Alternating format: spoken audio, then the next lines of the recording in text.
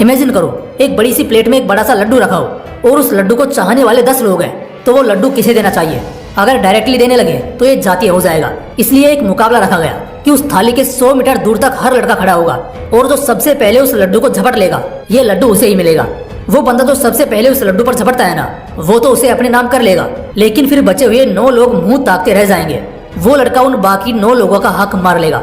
तुम्हें हक का मतलब समझाता हूँ। पहले जिस दिन तुम पैदा हुए, तुम्हारे साथ हजारों लाखों बच्चे उसी दिन पैदा हुए होंगे। तुम्हारे हाथ खाली थे तो उन लाखों बच्चों के हाथ भी खाली ही थे। लेकिन आज से 70 साल बाद, 80 साल बाद जब यही लड़के जाएंगे ना, तो कोई अपना हाथ खाली लिए जाएगा तो कोई बहुत सारी इज्जत, नाम और कर्म लिए जाएगा। लेकिन मैं कहता हूँ, जब इंसान खाली हाथ आता है तो उसके हाथ में पूरी की पूरी दुनिया होती है हासिल करने के लिए। क्या हासिल करने की कोई हद है? नहीं।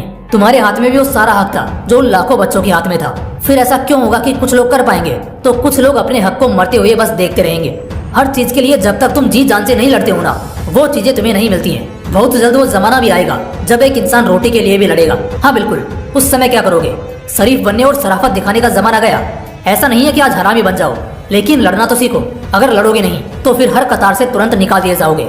बड़ी तकलीफों वाली जिंदगी कटने लग जाएगी। बहुत कम लोग होते हैं जिन्हें देश के लिए शहादत का मौका मिलता है, लेकिन कभी अगर बॉर्डर की चीखों को सुनोगे ना, तब तुम्हें एहसास होगा कि सच में एक इंसान मरने से पहले किस हद तक लड़ने को जाता है। चलो ये सारी बातें हो गई, तुम्हारा खून गर्म हो गया और वो हकीकत जिसका एहसास मैं तुम सभी को कराना चाहता था, बेशक मैं उसमें भी सफल रहा, लेकिन मैं तुम्हें यूं आधी अधूरी लड़ाई में नहीं छोड़ सकता। अगर रास्ता दिखाया है तो फिर मंजिल तक भी पहुंचाऊंगा। अभी मैं आपसे 3 पॉइंट शेयर करूंगा जिसके बारे में हमने शुरुआत में बात की थी। ये तीनों पॉइंट्स ब्रह्मास्त्र की तरह तुम्हारे लिए इस कलयुग में काम करेंगे। बस इन्हें जरा भी हल्के में मत लेना दोस्त। ब्रह्मास्त्र नंबर 1, भाड़ में गया जमाना वो मायने रखता है जो तुम्हें चाहिए। ये एक बहुत बड़ी सीख है हर उस इंसान के लिए जो दूसरों की जिंदगियों से या तो जलता है, दखल देने के बहाने खोजता है, या फिर किसी भी तरह दूसरों की जिंदगी में ध्यान देता है। किसी से भी तुम्हें फर्क नहीं पड़ना चाहिए दूसरों की जिंदगी में क्या चल रहा है। वो खुश है, उदास है, हताश है, चाहे जो हो, अगर वो दिल से तुमसे मदद मांगने की नीयत से आए तो बात अलग है, लेकिन इसके अलावा किसी से कोई खास मतलब नहीं होना चाहिए। इस सिक्के का दूसरा पहलू भी है। कभी भी वो मत बनो जो समाज तुम्हें बनाना चाहता है, बल्कि वो बनो जो तुम्हारा दिल करे बनने का। क्या आज तक सिर्फ एक ही सचिन तेंदुलकर हुआ? क्या आज तक सिर्फ एक ही नीरज चोपड़ा हुआ? क्या आज तक सिर्फ एक ही एपीजे अब्दुल कलाम हुए? तुम्हें क्या लगता है इस 140 करोड़ की आबादी वाले इस देश में सिर्फ यही कुछ टैलेंट है? नहीं, ऐसा बिल्कुल नहीं है। हर गली में ऐसा टैलेंट है। ऐसी पर्सनैलिटी हमारे देश में बहुत सारी है, लेकिन समाज का डर, समाज का दबाव, जमाने की साजिश इन बढ़ते टैलेंट को पनपने से पहले ही खत्म कर देती है। लेकिन तुम खत्म होने के लिए नहीं, बल्कि बहुत बड़े बनने के लिए जन्मे हो।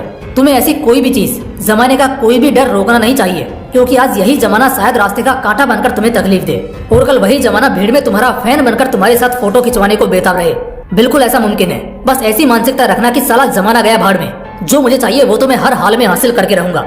ब्रह्मास्त्र नंबर 2, जो दिल वाले होते हैं वही पहले हलाल होते हैं। दिल वाला होना, दिल का बड़ा होना, ये सपना कहानी किस्सों में बड़ा अच्छा लगता है, लेकिन इस प्रैक्टिकल दुनिया में, आज के जमाने में जो दिल वाले होते हैं ना, पहले वही हलाल होते हैं। अक्सर जो दुष्ट और कपटी लोग होते हैं ना, वो इन्हीं अच्छे दिल वाले लोगों के सीने पर लात रखकर आगे बढ़ जाते हैं। और दिल वाले लोग तो भाई दिल वाले होते हैं ना, तो वो ऐसा आराम से करने देते हैं। मुझे पता है शायद इस बात से तुम मेरे कहने का असली मतलब जान गए होंगे। अच्छे बनो, मगर इतना नहीं कि तुम्हारी अच्छाई बाजार में बिकने या चोरी होने लग जाए।